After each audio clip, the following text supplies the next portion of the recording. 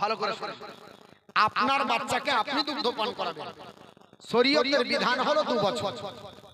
তবে যদি আপনার বাচ্চাকে আমার স্ত্রী পান করায়, এটাকে দায় সিস্টেম বলা হয়, তাহলে আপনার বাচ্চা অন্য কেউ যদি পান করায় তার জন্য তাকে আর 6 মাস সাবসিডি দেওয়া হবে, 6 মাস বেশি দুধ পান করাতে হবে। মানে দাইমার জন্য 6 মাস বেশি 2.5 বছর, আর নিজের সন্তান নিজের জন্য 2 বছর বৈধ। তারপর আর করা যাবে না, পান করানো জায়েজ হবে না।